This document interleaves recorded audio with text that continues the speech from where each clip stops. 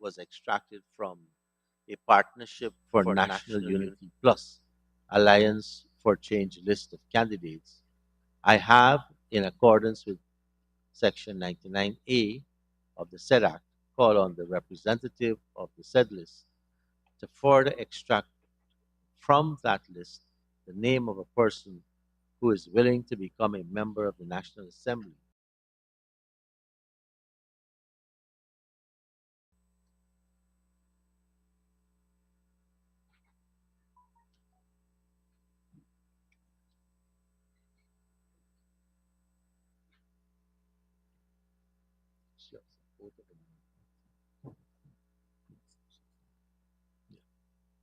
Honorable members, I have also received from the representative of the list the name of Miss Beverly Alert, who has been declared to be an elected member of the National Assembly.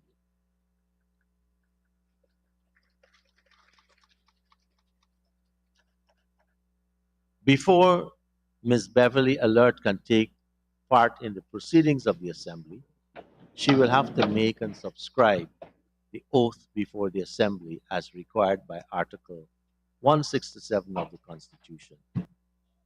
As Ms. Alert is present, she can now make and subscribe the oath, which will be administered to her by the clerk.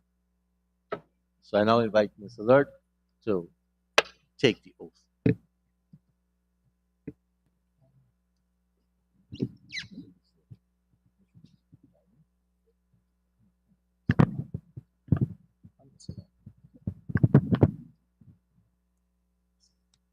I, Beverly Alert, do hereby solemnly declare that I will bear true faith and allegiance to the people of Guyana, that I will faithfully execute the office of member of the National Assembly without fear or favor, affection or ill will, and that in the execution of functions of that office I will honor, uphold, and preserve the Constitution of the Cooperative Republic of Guyana.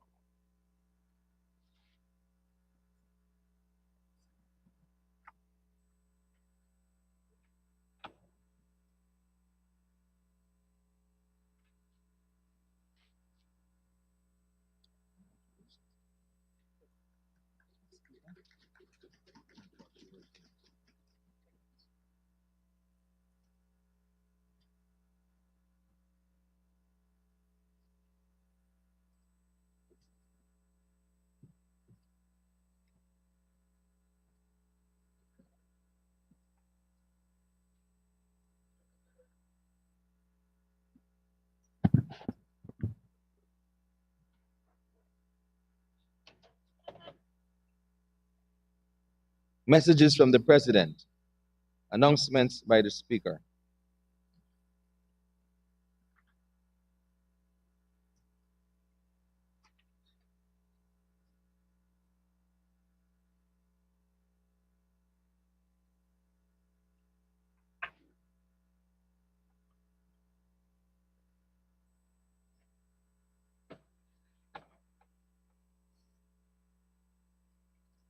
Honorable members, I would like, on behalf of all of you and on my own behalf, to congratulate Ms. Beverly Alert on her becoming a member of the National Assembly.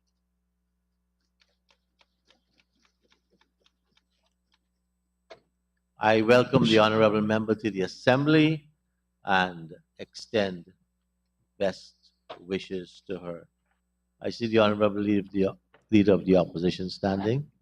Good morning. On behalf of the opposition, I would like to welcome Ms. Alert to this assembly. I know she has the requisite competence and will be able to serve the people of Guyana in good stead. Thank you. Thank you, honorable leader of the opposition. Honorable members, let me also welcome all the members of the National Assembly back to the Parliament. We now start for the first sitting of this third year of the 12th Parliament, and I do extend our wishes that we continue to forward the business of the people in this august assembly. Honorable members, while we were on recess, the Parliament was represented at the 65th Commonwealth Parliamentary Association meeting in Halifax and the 145th Assembly of the Interparliamentary Union in Kigali, Rwanda. The output of these two meetings will be circulated during the course of the day. Mr. Clerk. Presentation of petitions, presentation of papers and reports, etc. Honorable members, I present to the Assembly the report of the Auditor General on the public accounts of Guyana and on the accounts of ministries, departments, and regions for the fiscal year ended 31st of December 2021. 2. Performance audit report of the Auditor General on the management of healthcare waste at hospitals. 3. Performance audit report of the Auditor General on the management of drugs and medical supplies at the Ministry of Public Health and Regional Health Facilities. 4. Performance audit report of the Auditor General on the receipt, storage, and distribution of textbooks to schools. 5. Performance audit report of the Auditor General on a review of training programs established and developed by the Council of Technical and Vocational Education and Training. And 6. The performance audit report of the Auditor General on Guyana's preparedness for marine oil spill responses. Honorable Minister of Home Affairs.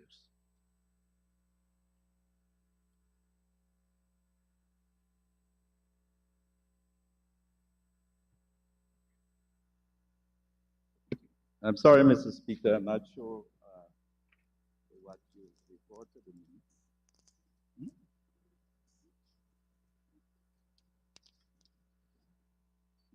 Sorry, yes.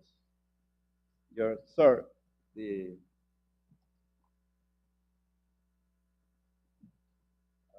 Motor vehicles, road traffic. yes, the motor vehicles and road traffic Act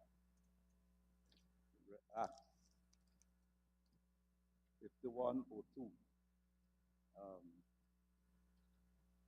And if I may read the regulations, these regulations may be cited as the Motor Vehicles and Road Traffic, the use of foreign issued driver's licenses in Guyana, Regulations 2022. As a citation,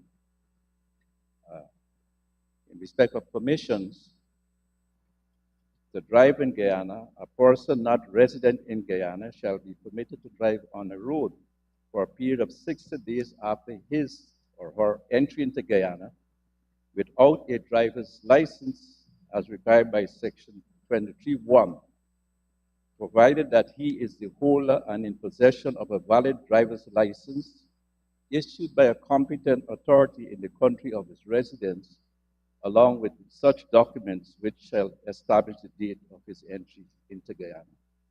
Thank you, Minister, and you so present.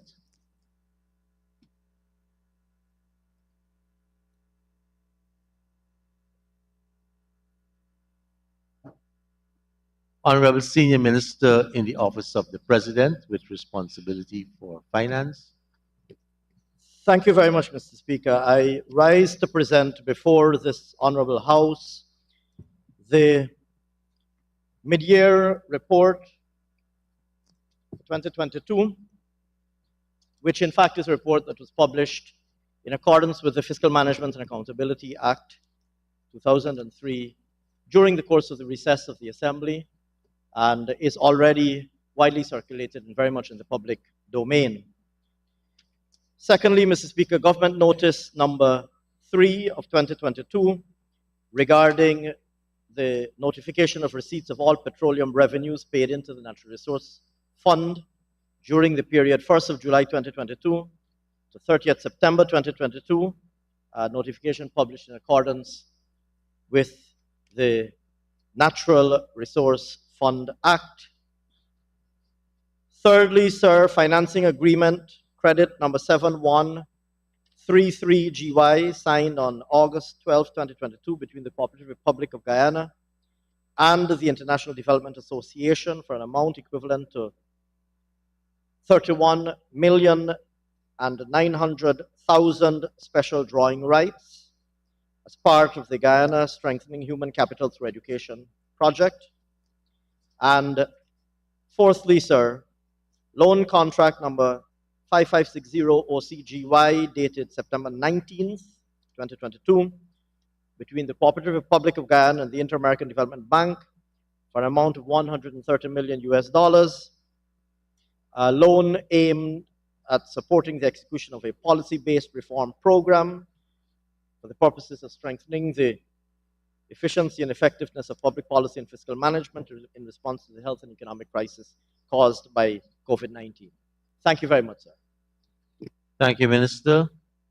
Honorable Minister of Public Works.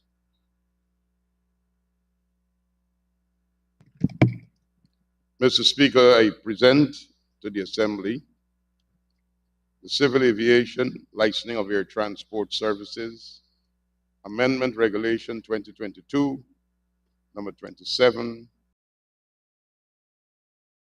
Secondly, Civil Aviation Air Navigation Amendment Regulations 2022, number 28 of 2022. And thirdly, Civil Aviation Navigation Services Charges Regulations 22, number 29 of 2022. Thank you, sir. Thank you, Minister. Honorable Minister of Local Government and Regional Development. Thank you, Mr. Speaker. Mr. Speaker, I present to the Assembly, Roman numeral 1, the Mabaruma Town Constitution Amendment Order 2022, number 42 of 2022. Roman numeral 2, Local Democratic Organs Areas Amendment Order 2022, number 43 of 2022. And Roman numeral 3, the Local Democratic Organs Neighborhood Democratic Councils Amendment Order 2022, number 44 of 2022. Thank you. Thank you, Minister. Mr. Clerk. Board some committees. Oral questions without notice.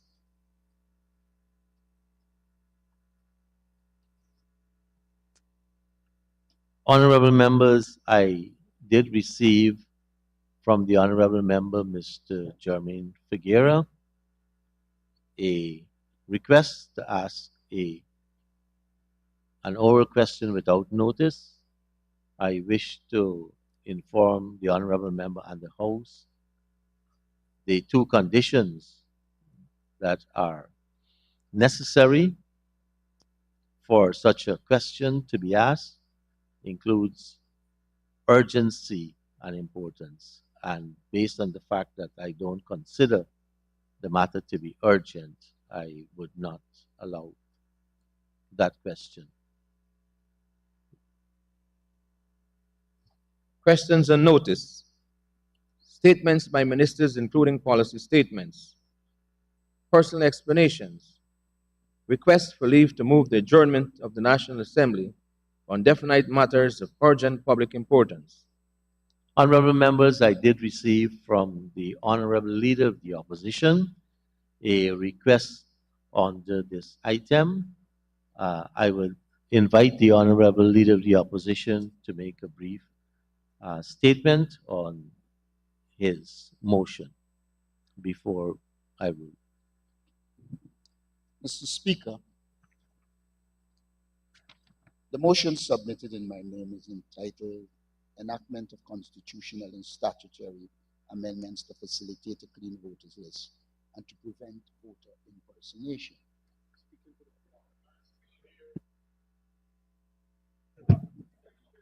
Mr. Speaker, I stand to present this motion entitled The Enactment of Constitutional and Statutory Amendments to Facilitate Clean Voters Lists and to Prevent Voter Impersonation. Mr. Speaker, you are aware that every observer that observed the 2022 elections suggested the need for a clean voters list. In fact, CARICOM did say at the earliest opportunity it should be dealt with. Mr. Speaker, if one look at the emerging voters list, you will see out of a population of 750,000 people, 682,000 persons are on that list. And therefore, that suggests that it cannot be a credible list. Mr. Speaker, as well, if one looks just at the United States Homeland Security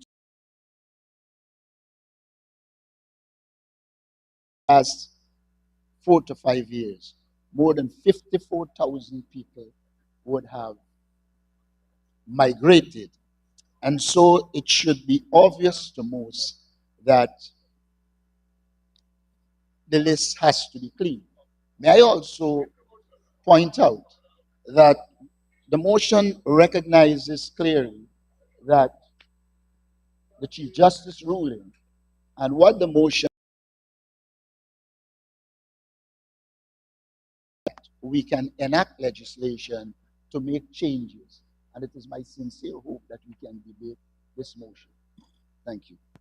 Thank you, Honorable Leader of the Opposition. Honorable Member, for a matter to qualify under this particular item, the issue of definite, urgent, public importance are necessary.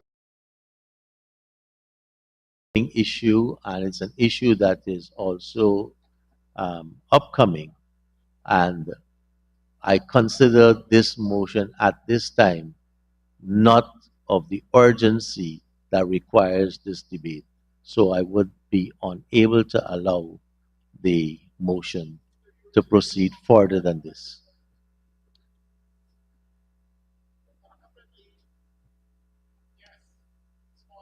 Mr. Clerk?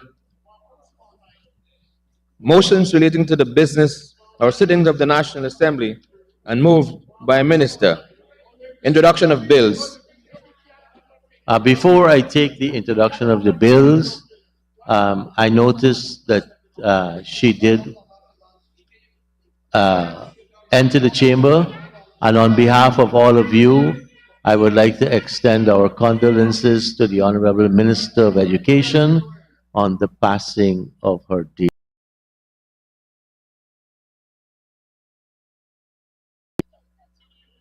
Honorable Attorney General and Minister of Legal Affairs.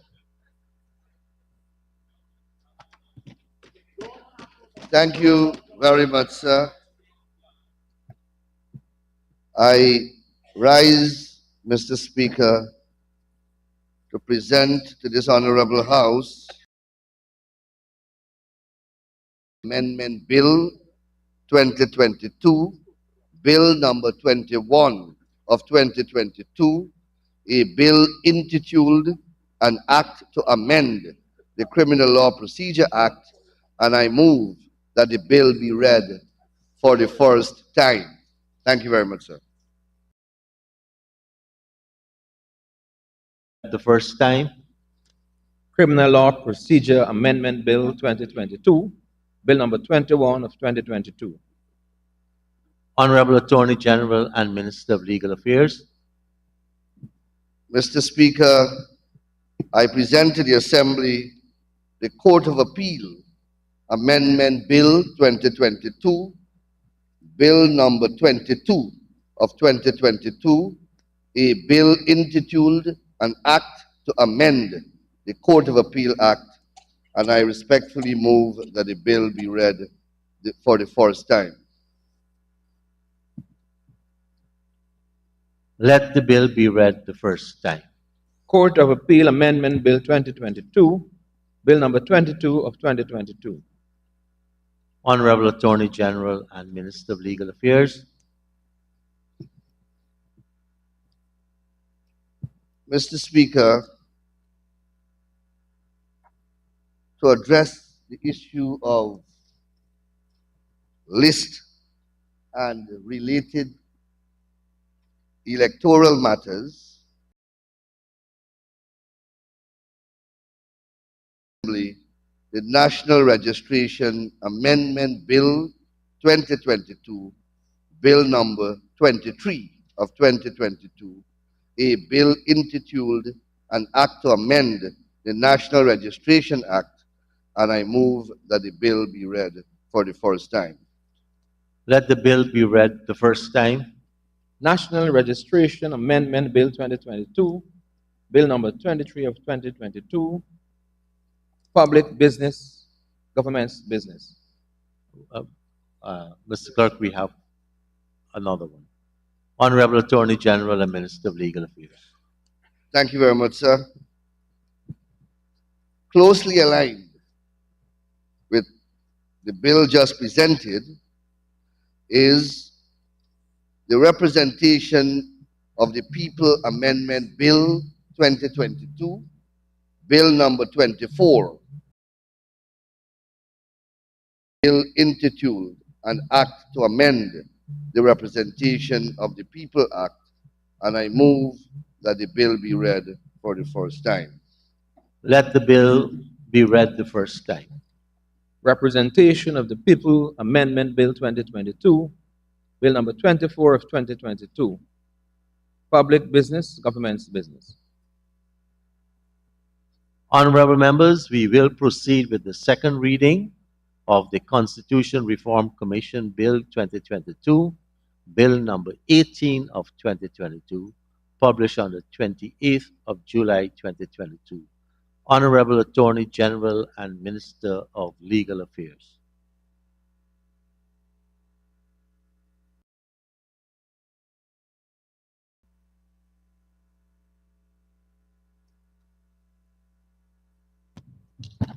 Thank you very much, Mr. Speaker, and my honorable colleagues of this House. The Constitution Reform Commission Bill of 2022, Mr. Speaker, is one of the fundamental expressions of our commitment to modernize the legislative, part and parcel of that legislative agenda is also our constitutional landscape. Mr. Speaker, like the rest of the Commonwealth, our Constitution is our fundamental law.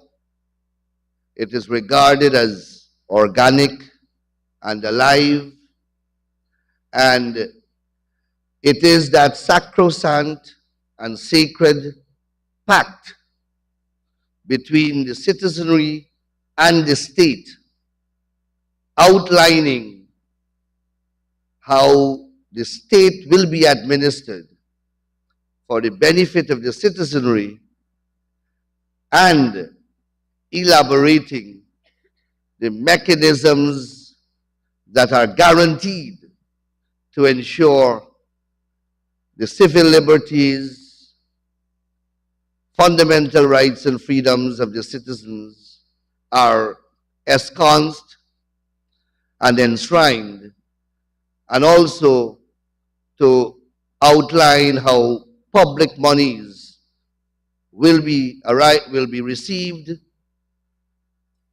and spent in observing principles of transparency and good governance. This fundamental document, Mr. Speaker, in an evolving society governed by democratic principles and tradition, necessarily requires constant review to ensure that as our society evolves, as the aspirations of our people change, as our country transforms, that sacred pact between the state and the citizen reflects those transformation and reflects those changes. Mr. Speaker, constitutional reform, therefore, has rightfully been a forefront issue on our government's agenda. And we have always underpinned a fundamental principle in respect of constitutional reform, and that is it must be driven by public participation. By its very nature, as I just said, it is a pact, a contract between the citizenry and the state. Therefore, in what the final output of a constitution is, our government recognizes and respects that concept absolutely. And that is why public participation in any constitutional reform process under our government will form the cornerstone of the agenda. Mr. Speaker, in our manifesto going to the 2020 elections, we said this, and I quote, "We are aware that issues concerning constitutional reform, particularly in relation to a national inclusive governance model, management of elections, fiduciary accountability, enhancing rights of Guyanese, and ensuring constitutional language is simple, have been raised and discussed in the public domain. However, we believe that these, as well as other issues, must be part of a process of widespread consultation before being acted upon. Moving forward, we are committed to continuous revision of the Constitution. In this regard, we will ensure that the Committee on Constitutional Reform, which will advance the work following the model used in the past, that is, with half of the members from civil society and equal representation from the government and the opposition," unquote. Characterizing our style in government, Mr. Speaker, in almost its verbatim expression in the quote to which I have referred, House. On the 28th of July 2022, we laid in this House this Constitution Reform Commission bill as a first tangible step in advancing the Constitution, our supreme law. Mr. Speaker, it will be recalled that after that sordid and horrendous process that gave birth to the 1980 Constitution, and I refer to the referendum of the 1978 period, the next major step in constitutional reform and lawmaking in this country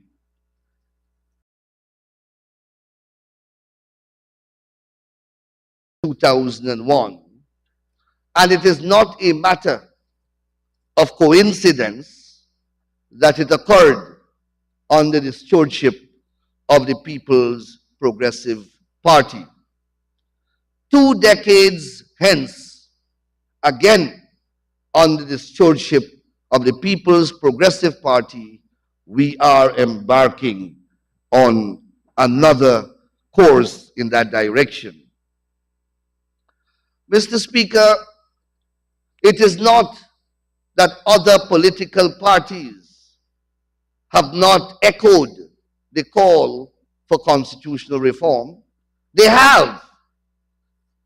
But as is their characteristic, as is their modus operandi, it remained a call only on their agenda.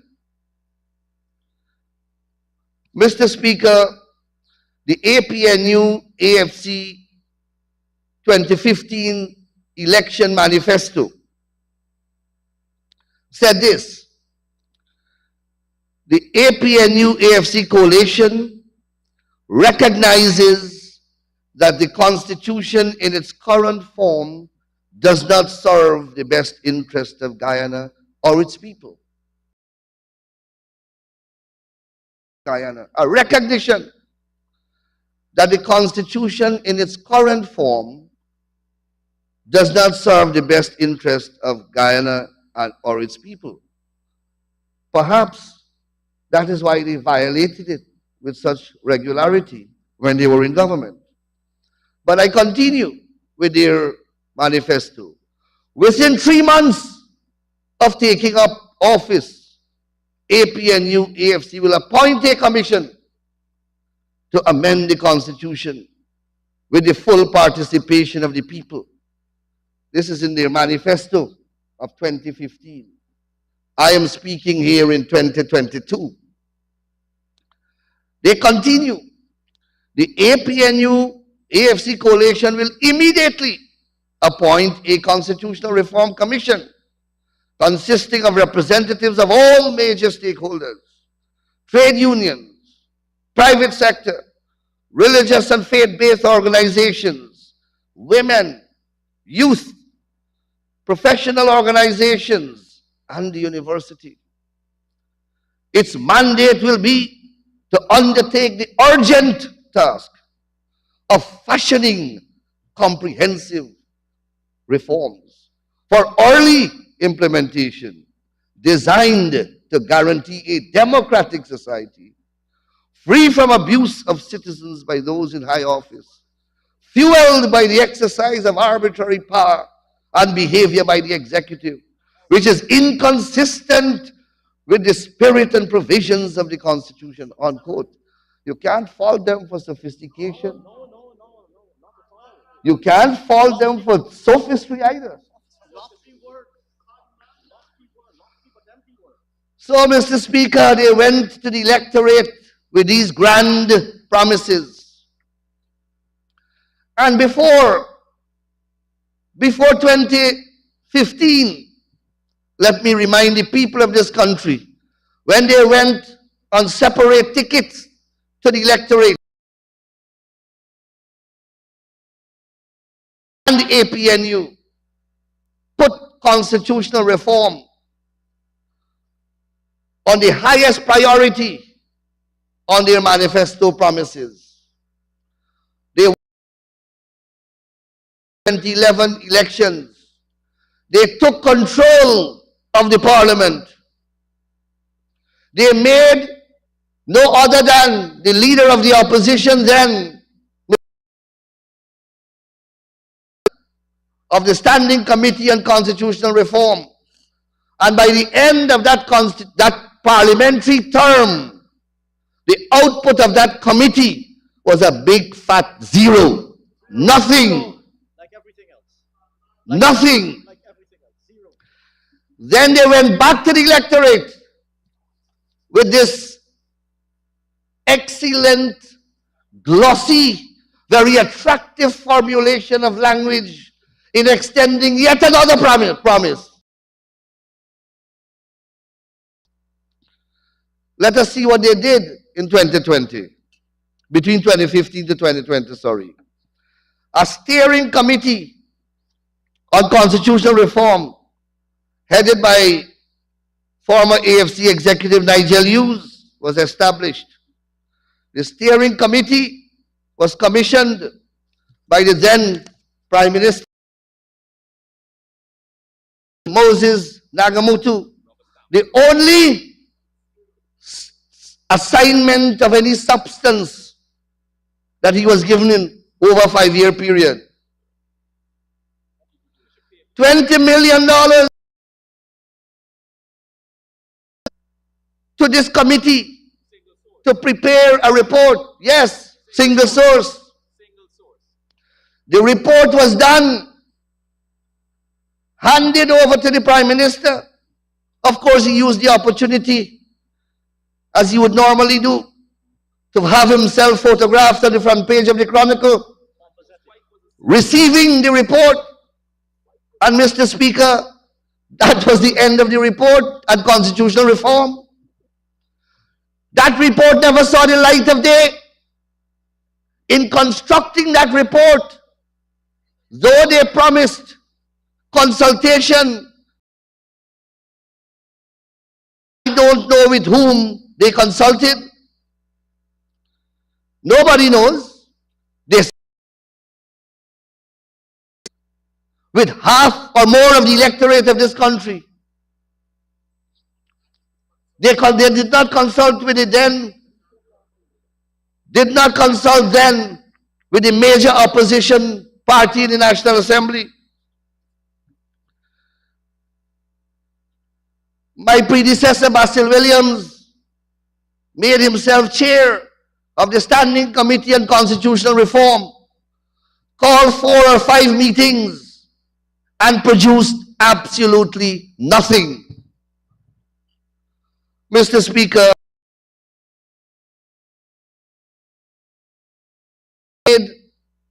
by then His Excellency President David Granger when he opened the 11th Parliament on the 10th of June 2015.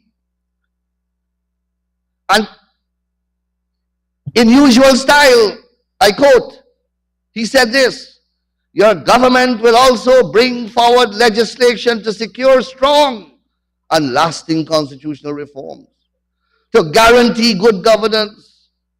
Mr. Speaker, in the end, Guyana saw neither constitutional reform nor good governance in any form or fashion.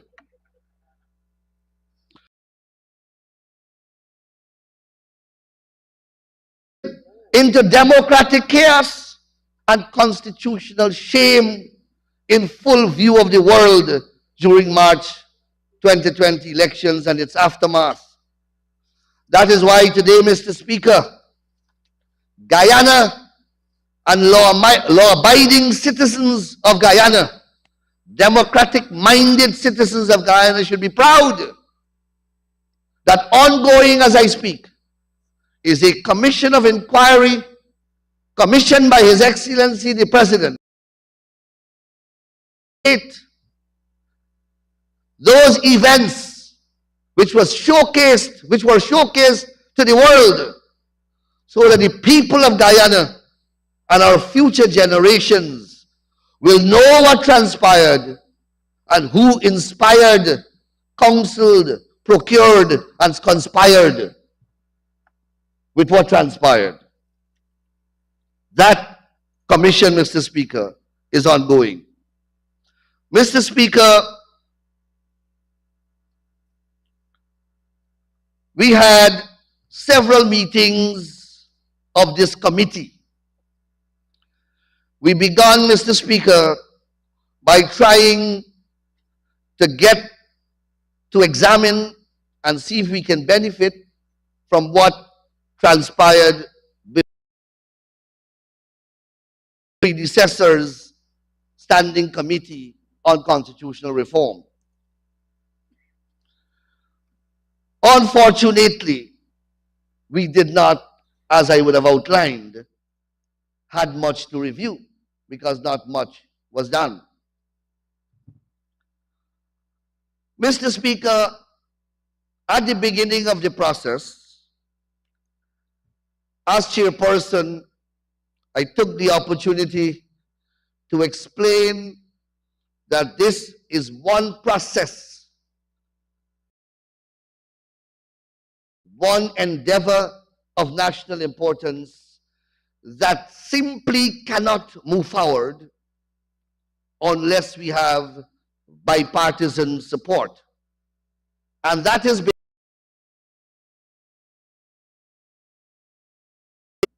called entrenchment.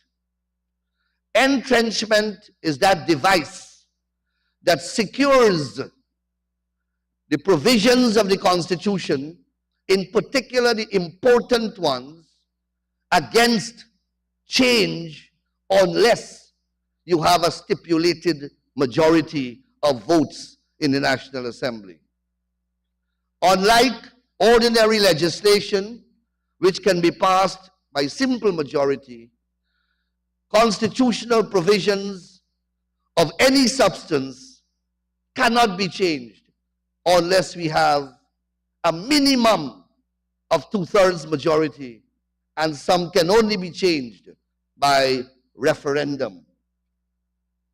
So I explained to the committee that fundamental to the success of an endeavor in the direction of constitutional reform is consensus across the political divide.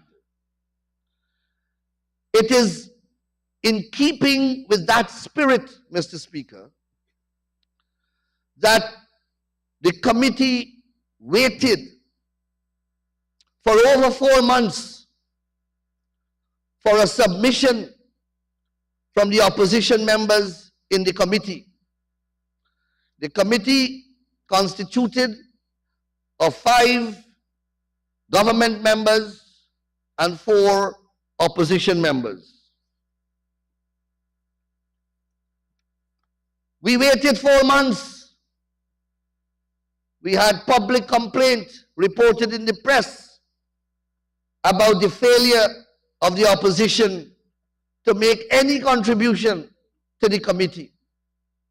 But because of the nature and purport of the exercise, I felt it incumbent on our side not to proceed unilaterally. And therefore, we waited for 4 long months. But in the end, nothing came. We put forward a bill capturing our position as expressed in our manifesto. The other side had nothing coming, and we waited more. In the end, and I recognize them for this, having nothing to contribute, they eventually gave their support to our draft of the bill without any substantial amendments. So, Mr. Speaker, what we have in the end is a bill that is a consensual product of the parliamentary parties of Guyana. Mr. Speaker, the bill is very simple, and I'm sure members would have read it. It establishes a commission. I'll go through the main features of the bill, which shall consist of 20 members. Mr. Speaker, I saw some comment somewhere that it may be a top-heavy body. But if it is that we want the broadest possible participation, Mr. Speaker, I believe that the number should not matter. The widest possible representation is what matters. And Mr. Speaker, we did this also to ensure that we have representation from the main strata of our society, economically, demographically, socially, commercially, and ethnically. Of course, religion as well. And this bill, Mr. Speaker, seeks to establish an infrastructure that achieves that objective.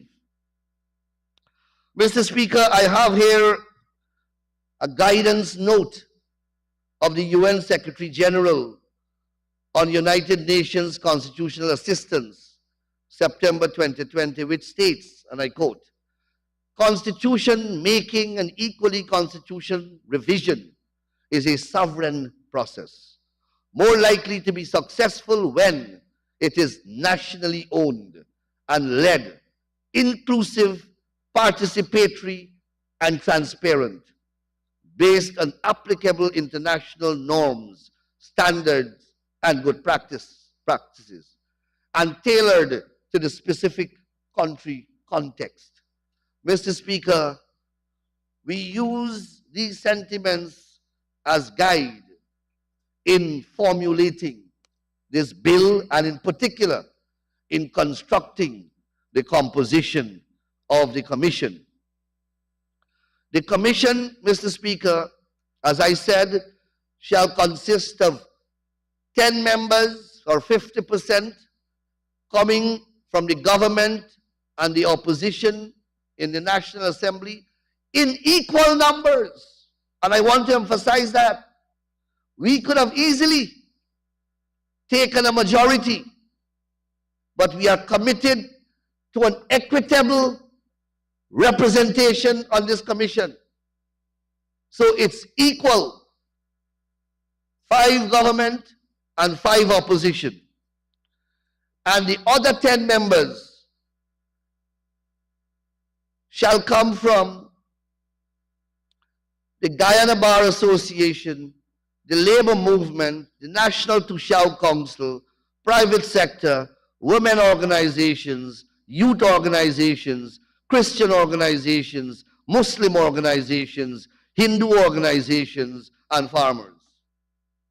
I make reference again to the UN guidance note to which I have referred earlier, and it states this: national ownership in constitutional making under revision requires the engagement of national authorities, a broad range of political actors, ethnic, religious, and majority groups, civil society, including women's group, and the general public. Mr. Speaker, those are the tenets coming from the UN note that I believe are accurately and scrupulously captured and represented in our bill. Mr. Speaker, we believe that a commission so constructed will be able to find the much needed consensus in doing the work that is required to be done. Mr. Speaker, the chairman is to be appointed by the president in the exercise of his deliberate judgment, and the president also will appoint the other persons. Of course, the organizations to whom I made mention will be invited to make their nominations. So it's not the president will be handpicking, but the process will be generated from the organizations themselves. The commission, once appointed, will then appoint its deputy. Mr. Speaker, the commission will have functional autonomy in planning its agenda and in executing that agenda. Government will not attempt in any form or fashion to influence the work of the commission. The law, the bill which becomes law, however, mandates the commission to do public consultations across the country. That is the only mandate that they have in terms of how they will regulate their business. Mr. Speaker, the commission will have all the rights and privileges that members of parliament have in the discharge of their function. And rights and privileges of the parliament is now a very hotly litigated issue. As you know, hopefully we will get some clarity from the courts of our country on that matter. Mr. Speaker, a secretariat will be established that will provide administrative support for the commission so that it can carry out its mandate effectively and efficiently. Mr. Speaker, the commission will determine how it will make decisions.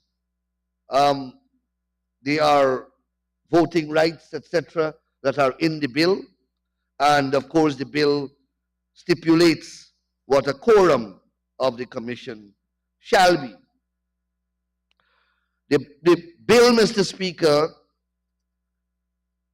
before I get to that, the commission, once it is satisfied that it has completed the task of receiving, well, of engaging the public and receiving the input from the public, then it shall distill that input from the public and crystallize them into recommendations which it shall submit to the Parliamentary Standing Committee on Constitutional Reform.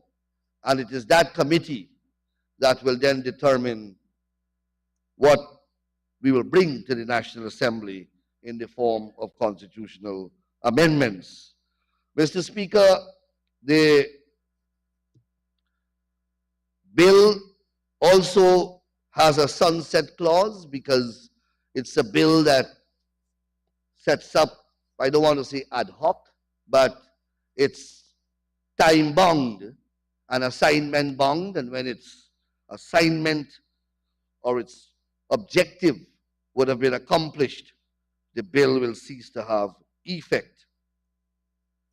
Of course, Mr. Speaker, the commission will be free to enlist the services of experts in any given area. Constitutional reform is not only about law, but it's about society itself. It's about human behavior and the many facets of human endeavors in any country, and the commission will have the freedom to employ such qualified persons as it sees fit to provide valuable guidance to it in the discharge of its mandate. Mr. Speaker, as I said, this work of constitutional reform is not only of national importance, but it forms the platform promise of every single political party that contested the last elections.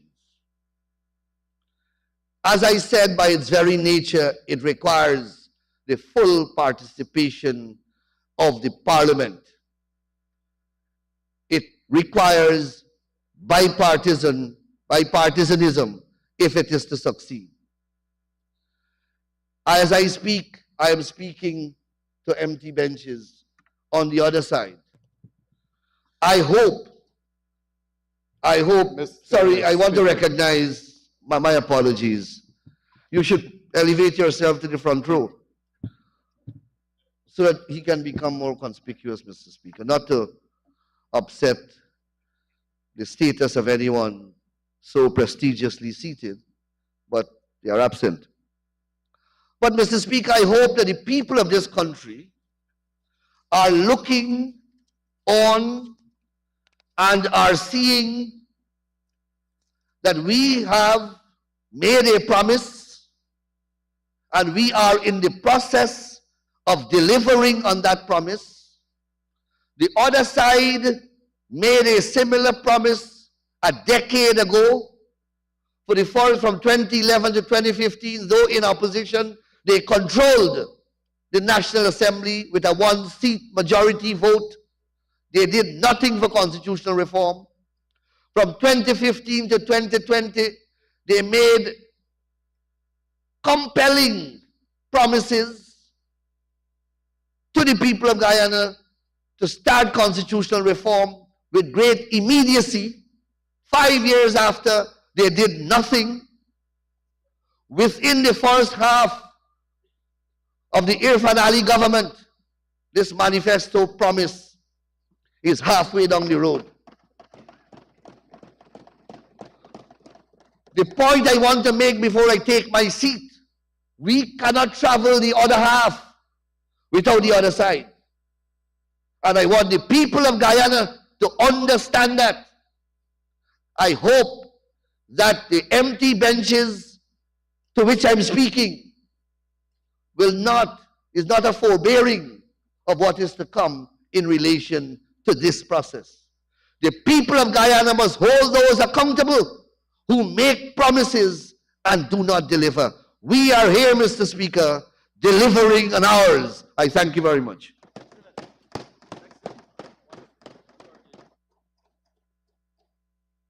Thank you, Honorable Attorney General. Honorable Member, Mr. Sanjeev Dattadin.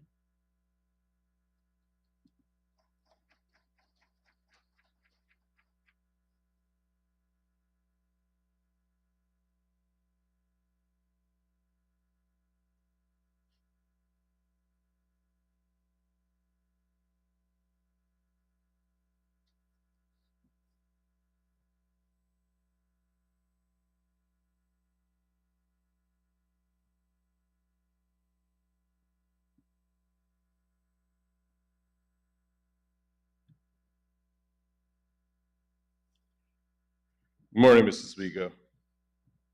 Good morning. Mr. Speaker, I rise to support the constitutional reform bill which has been proposed to this House. Mr. Speaker, constitutional reform is important to everyone. Every citizen is bound by the rules as set out in the Constitution. The first and most important thing we should recognize is the Constitution is supreme. The other laws that we have in the country and the other laws we make must abide by the constitutional provisions. Every day, Mr. Speaker, in the courts across this country, regard is had and deference is given to constitutional provisions. Which is why, when we are amending the Constitution to declare rights, to vary rights, to introduce new rights, we should, and it's in fact mandated, as the Honorable Attorney General said, that it must be by consensus. 2/3 of the Parliament is required. In some cases, a referendum is required before an amendment can be made. And there may be even cases where it is argued that no amendment is possible. But the attempt to do so, Mr. Speaker, in the absence of opposition members in this House, is alarming. It is worrying and it doesn't augur well. The genesis of this process and the way it is set out in our rules, Mr. Speaker, is that in Parliament, as you well know, there is a constitutional reform committee that members on both sides of the House sit. Now, interestingly enough, at meetings of that committee, the opposition members were again absent. In terms of contributions, despite many opportunities being given by the Honorable Attorney General who chairs that committee, and I'm sure he will forgive me for saying he was openly begging for contributions from the opposition of any kind and received none. That, Mr. Speaker, again, with our colleagues in the opposition benches not seeing it fit to be here for this debate, does not augur well. The promises are easy to make. I don't wish to rehash what the Honorable Attorney General has so eloquently said about the promises made in manifestos. But, Mr. Speaker, it is time that the citizens of Guyana recognize that keeping your word is an important aspect of public life.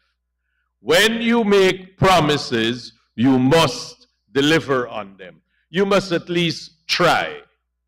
Now, the previous attempts at constitutional reform in the last administration have met with, there was a committee. I'm not sure, I know Mr. Hughes was on that committee and perhaps one other person. The recommendations which were made and the report which were produced, I dare say, it's safe to say, was unhelpful to the parliamentary committee. We hope that that it also be noted that there was a proposed bill to the previous parliamentary subcommittee. That bill was never agreed upon, nor was it concluded. The provisions of the bill had not been agreed nor set out, and I think it is public knowledge it was not brought to this House. Mr. Speaker, for us to be able to do which both sides of the House has promised the people of Guyana, there must be some level of engagement and some sense of duty by those who sit in opposition. Again, Mr. Deputy Speaker, I don't wish to include you in that. I see you about to stand again. But, Mr. Speaker, there must be a sense that opposition MPs understand their obligations and duties. And when they promise the people something, they must make an attempt, at least, to deliver on the promise. Now, the lofty promises of constitutional reform, because of its nature, Mr. Speaker, requires wide consultation. Wide consultation could not take place in a vacuum. It has to be set out, it has to be managed, administered, and most importantly, Mr. Speaker, it has to be funded. Now, in an effort to do that, this is why we have the Constitution Reform Bill of 2022. As the Attorney General has set out, it provides for wide-ranging membership. It provides for half of its membership to be parliamentary members, inclusive of government and opposition in equal shares. Nominees from the private sector, women organizations, youth organizations, Muslim, Christian, Hindu organizations, rice farmers, tushaus, are provided for by Section 4 of the bill. But, Mr. Speaker, what is important is that all of the deliberations is provided for by statute, that all of the deliberations of the Commission shall be public, unless they decide for some peculiar reason that it will not. Then they can hold in-camera hearings. But the fact that it is public, Mr. Speaker, allows the inclusion of all persons and every citizen in Guyanese can participate. They can attend the meetings of the Commission. The Commission meetings are intended to be across all 10 regions of Guyana. It is intended to be across the length and breadth of the country. So in many cases, it is safe to say that you don't have to come to the Commission, Mr. Speaker. The Commission will come to you, at least to a place near you.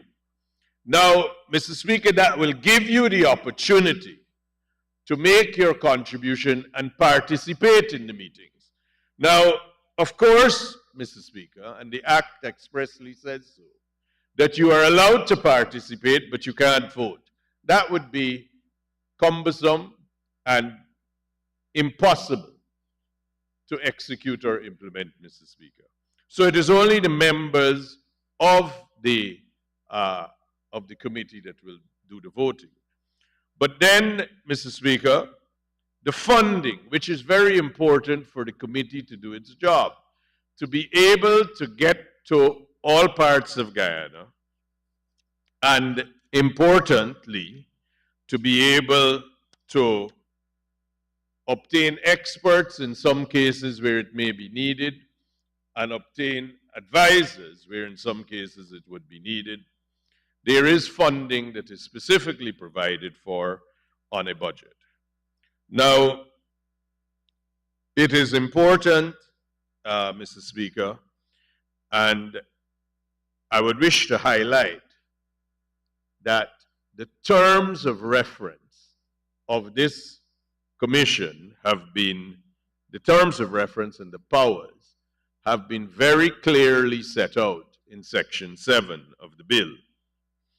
And if you permit me, the Commission shall review the Constitution of Guyana to provide for current and future rights, duties, liabilities, and obligations of Guyanese people. Now, the last time there was constitutional reform was the period 1999 to 2003. And we have many amendments which form part of our law since then. There has been a widening of our Constitution. Our constitutional rights have improved, and the amendments have proven to be very useful, and indeed they have been much pronounced upon by the courts since then to now. But it is important that we understand that this commission must not only speak or address rights of today, but must address and speak to rights of tomorrow, of things that may arise, things that are likely to arise, and protect the citizenship in a manner that is in the best interest of the citizens. In conducting a review of the Constitution, the Commission is obliged by law to take into account fundamental rights and their full protection, the rights of indigenous people, the rights of children, eliminating discrimination, improving race relations and ethnic security, equal opportunity, measures to ensure that the rights of minorities are included in the decision-making process of government, implementing reforms of the elections and the Elections Commission, measures to secure and protect economic, social, and cultural rights. And, Mr. Speaker, it goes on. But it also says it is intended to enhance the capacity and effectiveness of the National Assembly. Perhaps, Mr. Speaker, we ought to have an attendance rule. Maybe that would help. But the functioning of this assembly requires all members. And it is important, Mr. Speaker, that we recognize that. Now, importantly, the privileges and the immunities that are afforded to the members of any such commission is important so that it allows the members of that commission to execute their duties and to deliver on what it is they are charged to do. The privileges and immunities of commissioner members shall be the same as members of the National Assembly. As you know, Mr. Speaker, those are considerable immunities, and most important of them all is the freedom to speak and the freedom to say what you need to say in these deliberations. The Commission may, by Section 11, engage experts, because there may be a requirement for some areas that there be an expert and that the deliberations of the Commission be guided by persons with unique expertise. The budget is provided for, and it must be such to adequately discharge its functions. Mr. Speaker, it's easy that we talk about what are the things we will deliver, and it is easy that we promise things and only pay lip service. Mr. Speaker, the process for the reform of the Constitution is regrettably a fairly lengthy one. The consultative process is lengthy. The time it will take for the compilation of reports, etc., is indeed lengthy. The process starts now. Here and today, hopefully, Mr. Speaker, this bill will be approved by this House so that we can get on with it. Mr. Speaker, I thank you, and again, I support this bill and I commend it for passage by this House. Thank you very much, Honorable Member. I now call on the Honorable Deputy Speaker, Mr. Lennox Schumann, to make his contribution.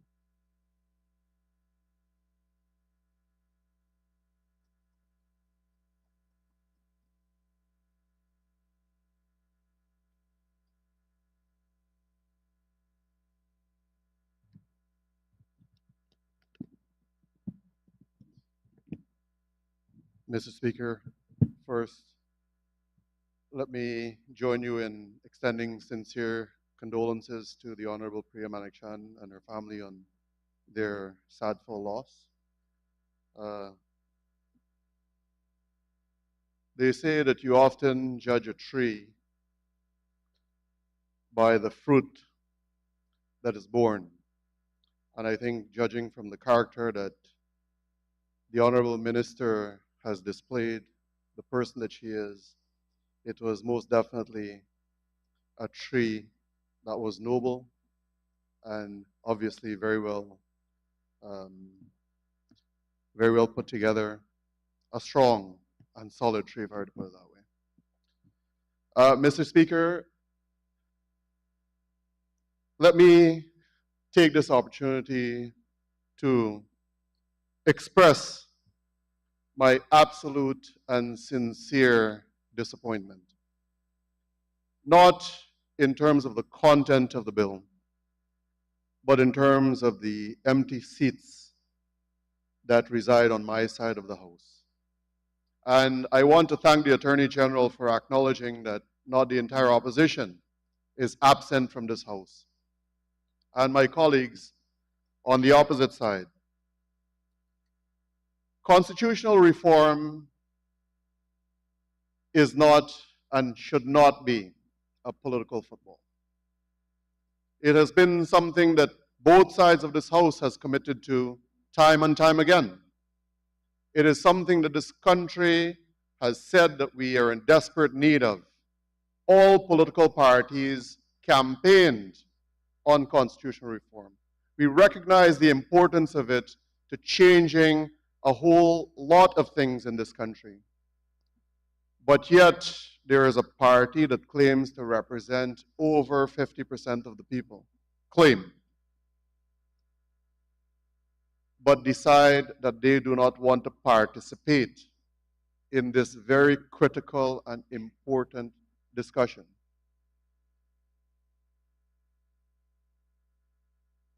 Constitutional reform, in my humble view, should not be an issue of which side of the political line you stand or sit. It is people-centric. The Constitution is there to govern a nation. A nation is made up of people, regardless of who you vote for, regardless of your politics. And to know that there is a party that committed to constitutional reform in 2015, now we're given an opportunity to change the dynamics, change the discourse, change everything. And instead of being present and contributing, it is being utilized for what I would say very shallow and narrow political gains. Walk out of the House without coming here to contribute to the debate. I commend the Attorney General and his staff for putting together this. I commend His Excellency and everyone that was engaged and involved in standing by that commitment to getting constitutional reform back on the agenda, and I say meaningful constitutional reform. I cannot contribute much more to the substance. The Attorney General and my colleague, Honorable Sanjeev Dattadin, have done a tremendous job at doing that, and I'm sure there are many others who can speak on it. But I want to ensure that the people of Guyana understand that when we talk about something that affects people, such as constitutional reform, and my colleagues who claim that they want to represent the people that they represent, almost half of the population, do not want to engage, then what does that say about the representation that they would have elected? Mr. Speaker, I will say that I support this bill wholeheartedly. And I want to ask the Honorable Attorney General maybe for one, possibly two changes. That the Indigenous Peoples Commission also become a sitting member on this commission. And possibly one person from the indigenous NGOs to participate in this process. As you know, indigenous communities are very, very difficult to get to. Communication in those communities in themselves are sometimes a very tall order. And it is my humble view, and those of many of my colleagues, that we need a very robust process to be able to reach as many of those people in those communities as possible, people who are well acquainted with the terrain. And it is my hope that when we go through this process, that those communities, those far-flung communities, are given some extra attention so that they could fully and meaningfully contribute to this process. Mr. Speaker, on those, I want to thank you and thank the Honorable Attorney General for presenting this, and it has my wholehearted and full support. Thank you. Thank you, Deputy Speaker. And now I call on the Honorable Minister of Parliamentary Affairs and Governance, Madam Gail Teixeira, to make her presentation.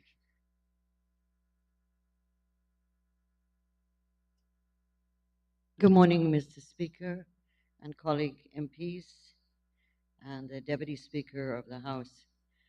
I don't want to repeat what my colleagues have said before me, but I wanted the audience to have an appreciation of the issue of constitutional reform in Guyana. And what we're doing here today and repeating what happened in 1999 is the model that has been most progressive, most innovative, not only in Guyana, but the entire region.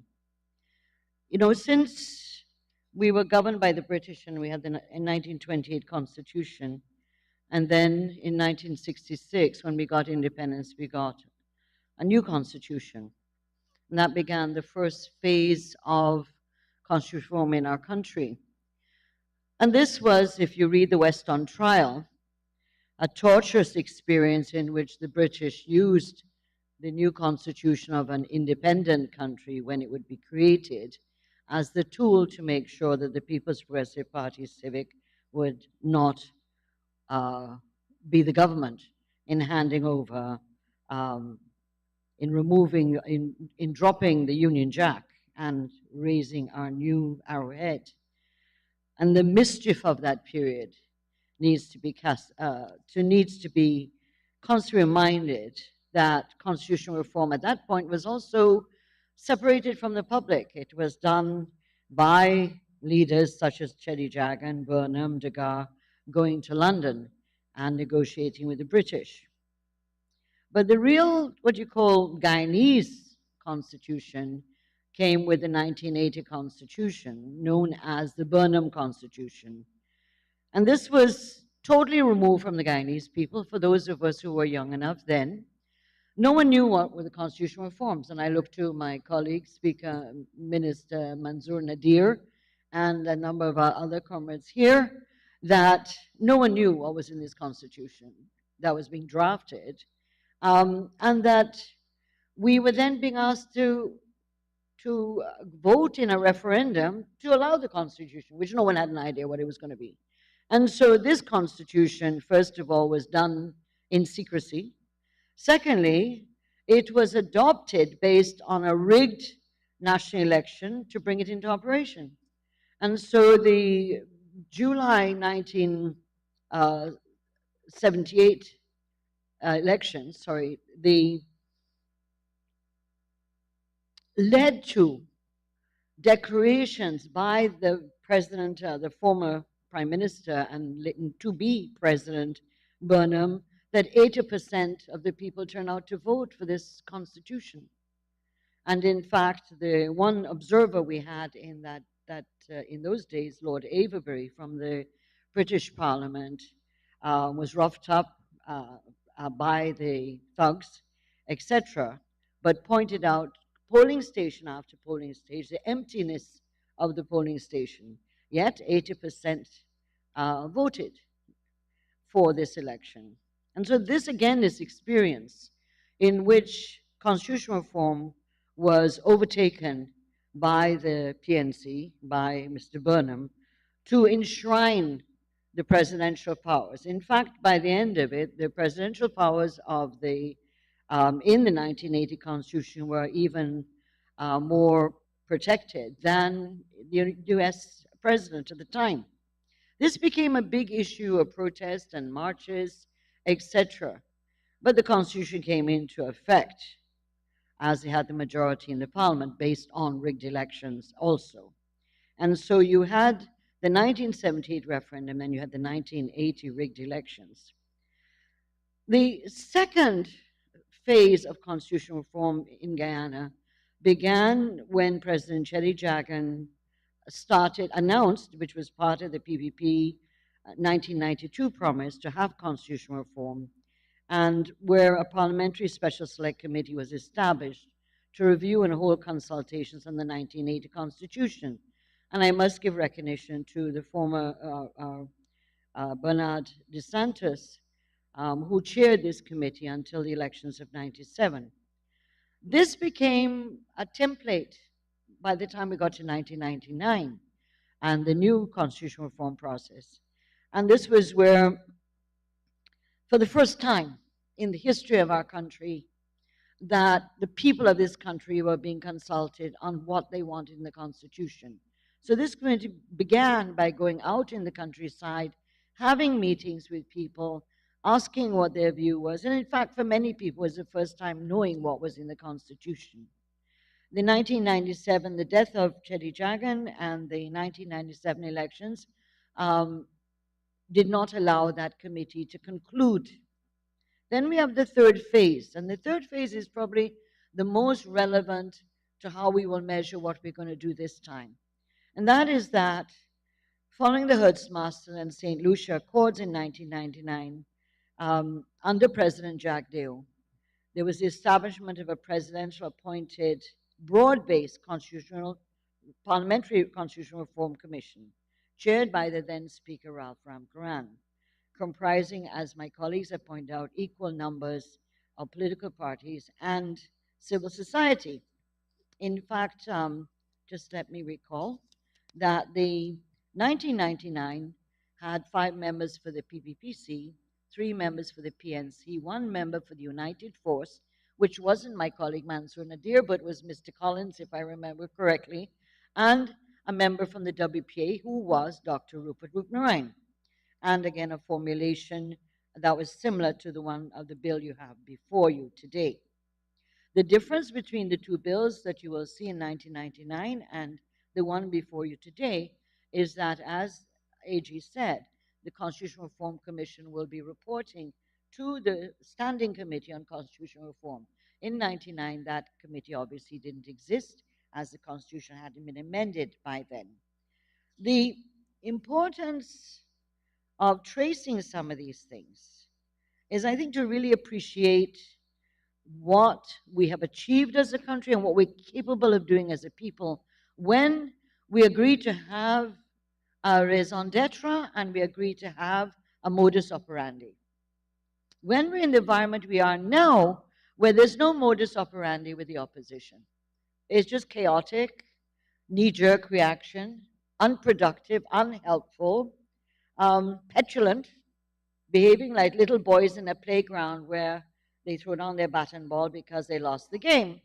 And so, unlike that, in the 1999-2001, and I hope that that era will be written, because despite what happened in the 97 elections, despite what happened in the cases before the court, where then Chief Justice Claudette Singh ruled, despite all that,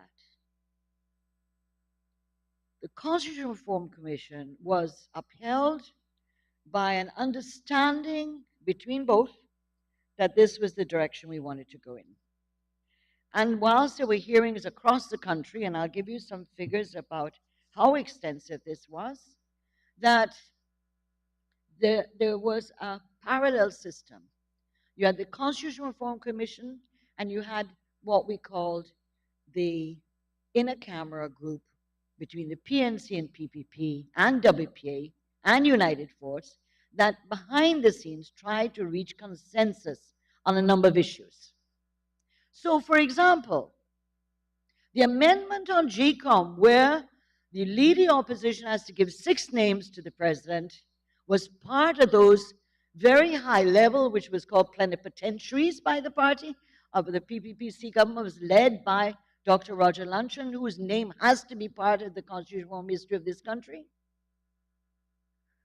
There were meetings frequently to go through these very complex, sophisticated philosophies on how we're going to create an architecture of the state of Guyana, a democratic architecture. And so the power of this period was, one, an opposition that was willing to come to the table, not like what the leading opposition says, I won't shake hands with my oppressors.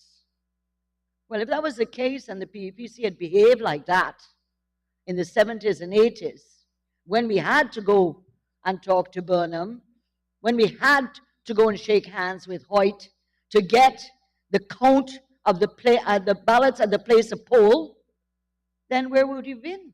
We'd still be under the PNC rule. We'll be under a dictatorship all the time.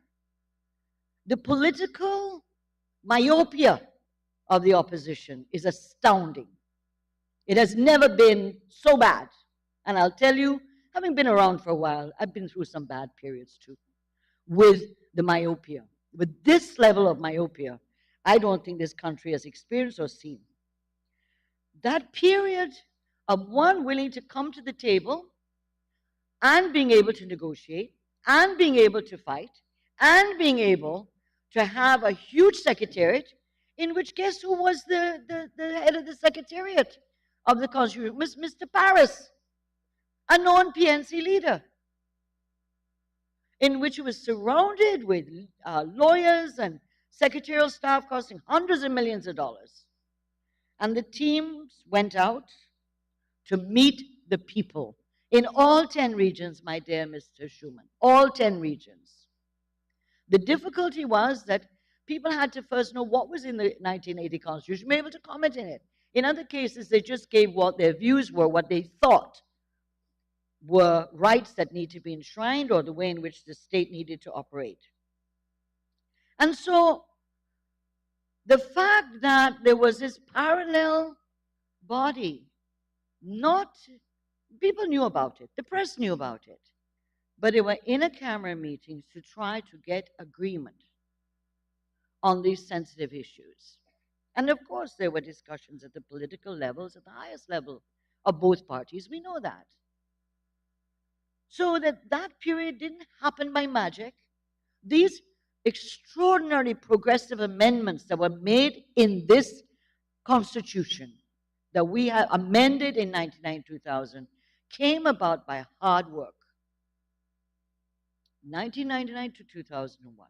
And then the bills started coming 2001, 2002, 2003. In fact, based on the court ruling, based on the accords, we had to finish bringing the Constitutional Reform Commission by the time. I do this, sir, Mr. Speaker, because I believe that we think that constitutional reform is just get up and say what you want and someone drops it and you do it. The actual hard work is winning people to whatever their positions were. The Constitutional Reform Commission create task force on human rights, on local government, on judiciary, on the service commissions, etc., etc. I don't think we appreciate the fact in this country that the presidential powers were reduced in that period.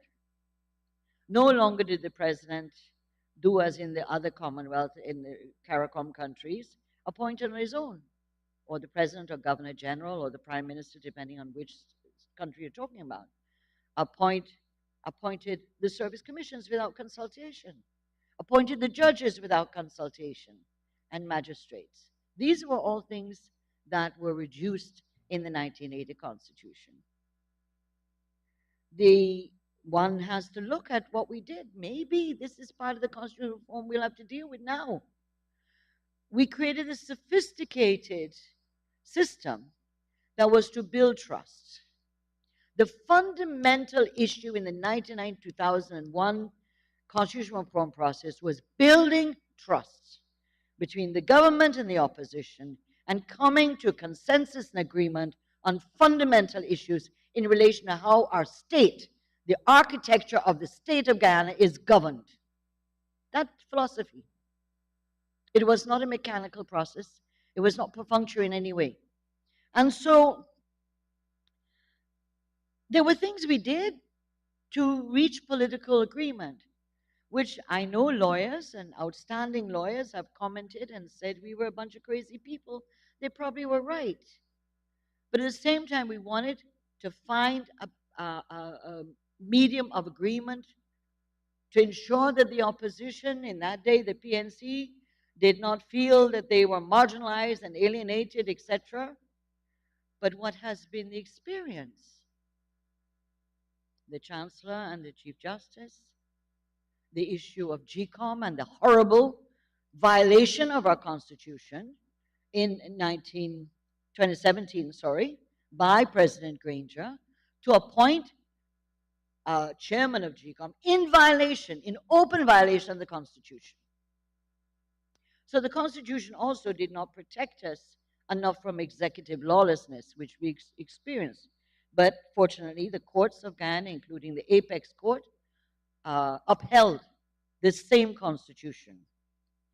Mr. Speaker, the President, when he addressed the Parliament, emphasized the issue of the need to work together and the need to ensure that what happened in March 2020 did not happen again, and that lawlessness must never be tolerated in Guyana again, that contempt of the people must never, never, ever be allowed in Guyana again.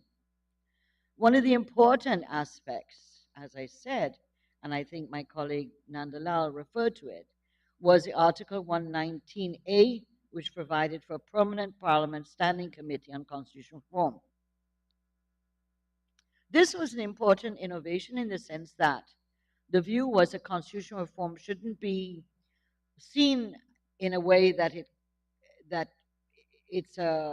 that you have to have it every 10 years, every 20 years. It was seen to be one which could be continuous based on discussions and agreement.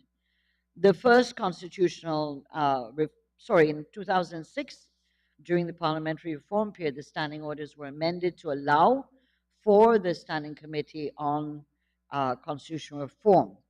And the first chairman then was Do Not Singh, replaced by Attorney General Charles Ramson Sr. That committee did not make any recommendations. 2011, the leader of the opposition, David Granger, was appointed the chair. Between 2011 and 2015, the committee met on 2 occasions. Once to appoint Granger as the chair at a meeting that lasted less than 1 minute, and the second meeting was to consider work plan. Interestingly enough, at that second meeting, which lasted 10 minutes, it was decided that the PPC minister at the time, Dr. Leslie Ramsamy, should prepare an itemized list of all the recommendations for reforms that were made during the extensive consultation in the 1990s and document same to the special constitutional reform, and that were documented in the special constitutional reform report, and bring that to the committee. And this was done, but no meeting was ever held after that. In 2015, the Attorney General, then Basil Williams, appointed to chair the committee, and my colleague has reported that nothing came out of that. We then have the new one under this parliament, which is chaired by Attorney General Anil Nandalal, and which will be the recipient of the recommendations and the report of the Constitutional Reform Commission when it is having been appointed and finished its work. We have had, therefore, and one of the interesting things about Guyana, and again, I always think we underestimate our good things. We are distracted by bad things or negative views. But the issue was that we are capable as a people to be innovative, to be sophisticated, to find answers to our dilemmas, once the environment is one that is constructive. It does not require everybody to agree with each other.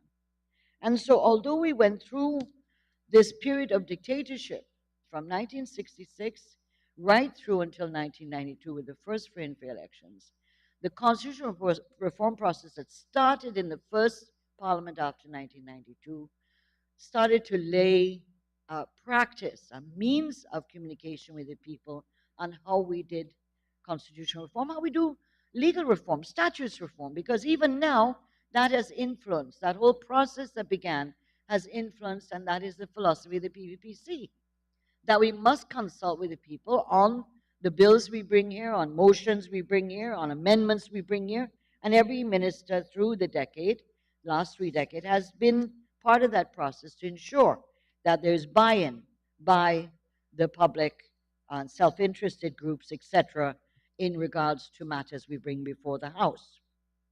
But I want to emphasize a point that I believe my colleague Sanjeev Dattadin, that one of the most important things that is different between the era of 1999 and 2001 is the behavior of the present opposition, APNU AFC coalition. If one cannot, under Constitution they agreed to, under amendments they agreed to, because I remind the public that many of these reforms, if we want to bring them, requires 2/3 majority. In other cases, a referendum. So you've got to have bipartisanship buy-in on this process. And so these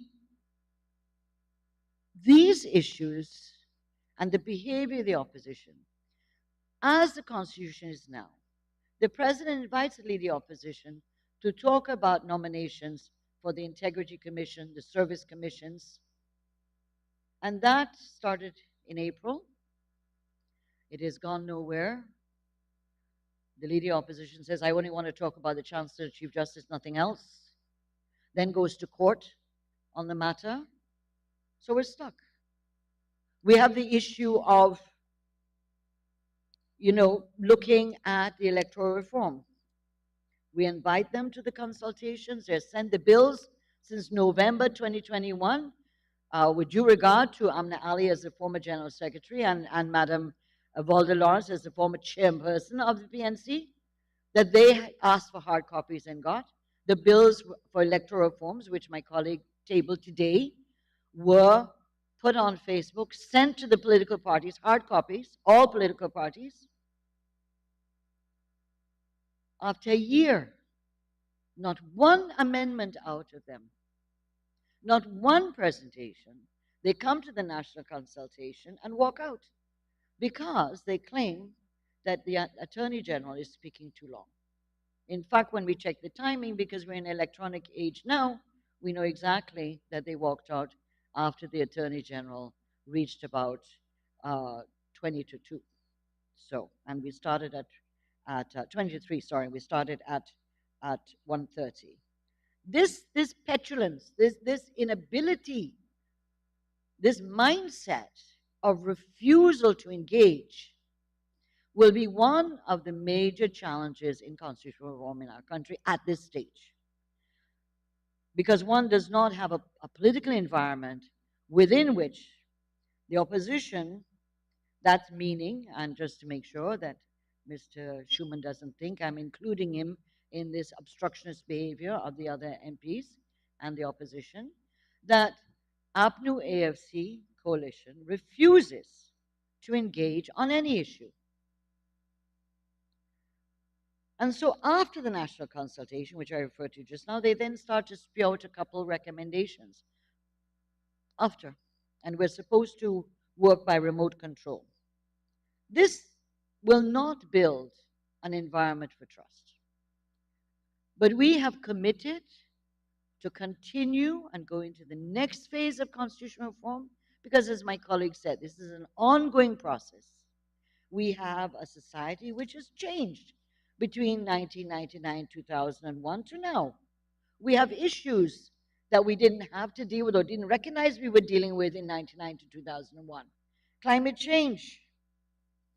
For example, how much more do we need to do to strengthen the democratic institutions of Guyana? Are there other rights and human rights we need to include? Are there ways of strengthening and protecting more the human rights we have in our Constitution?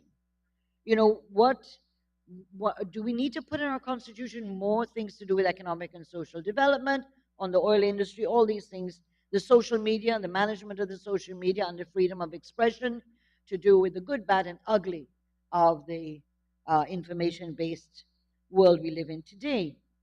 Some of these may not be constitutional issues, may be statutory.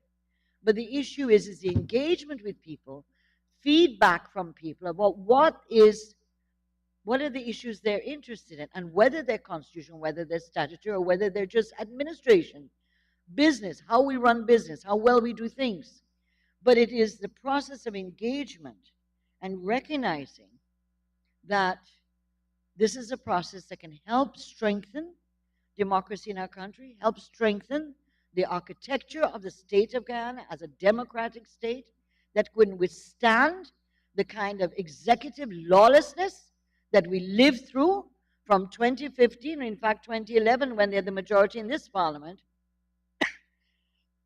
from 2011 right through to 2020. Who can imagine? And maybe it's their embarrassment. How do you come to a table and talk about constitutional reform when your own government fell because of a no confidence motion, and in the face of the Constitution did not hold elections until 14 months later? 14 months later, when the Constitution asked for 3, demanded 3. And then further to that, another 5 months for a recount. So the process we begun and the bill that's before you is very similar to that was brought in 1999.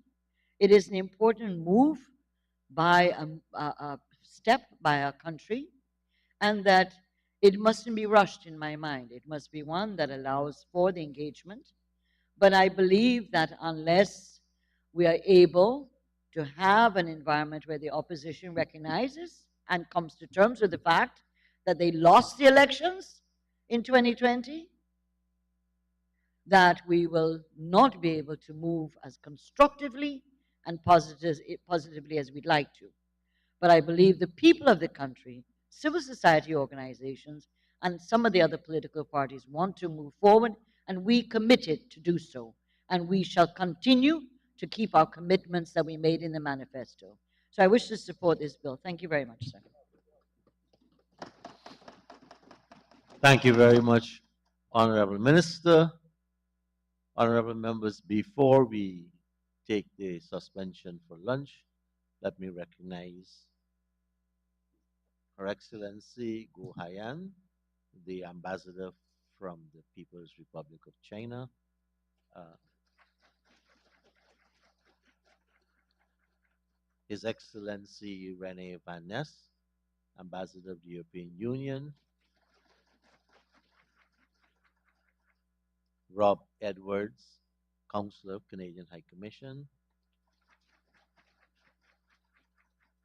Our former Member of Parliament, Mr. Harry Gill. Former Member of Parliament, my good old friend from the Alliance for Change. And joining us also is Mr. Jamil Ahmad, the eldest brother of the Nadir clan. Honorable members, this is a good time to take the suspension.